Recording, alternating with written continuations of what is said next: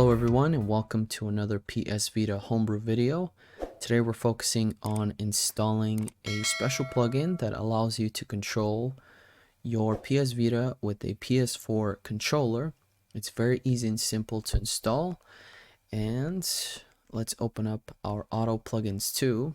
And if you haven't already installed this app, make sure you go in the description, go to the first link that will take you to Auoplugins 2 download link.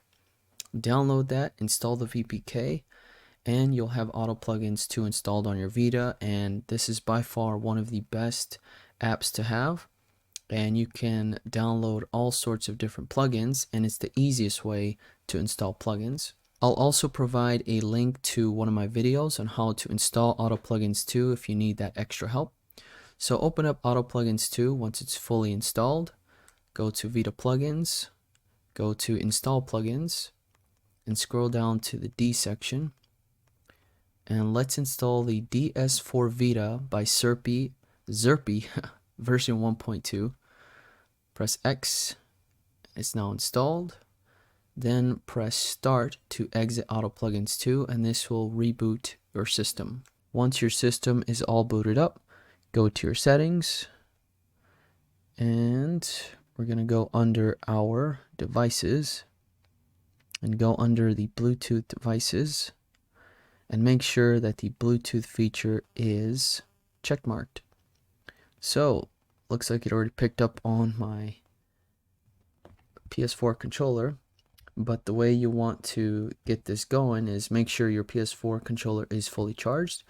And what you want to do is hit the PS button along with the share button together. And that light on the back should flicker. Now you get this new window. Do you want to register the Bluetooth device? Hit OK. And that's fine. You might get an error. No problem. And you'll see that wireless controller option.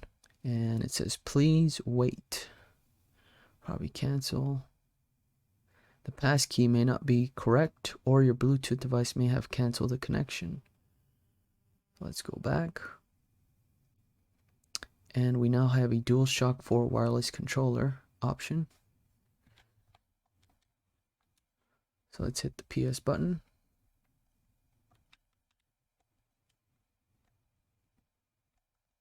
And there we go. We have it now connected. It is a little bit weird how it doesn't do it right away, but just hit the back under devices.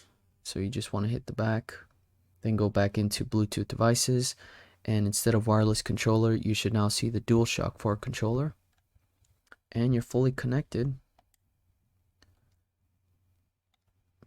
And there we go. Pretty cool. And you can use this touchpad on the PS4 controller for those touch controls. Very nice. And now we're up and running. And there you have it, guys. That is how you connect your PS4 controller to your PS Vita. You can now play your games wirelessly, no problem. Thank you so much for watching. If you enjoyed it, please give it a thumbs up. And if you have any questions whatsoever, please comment down below, and I'll try to get back to you as soon as possible. Thank you so much for watching. Take care, guys, and I'll see you on the next one.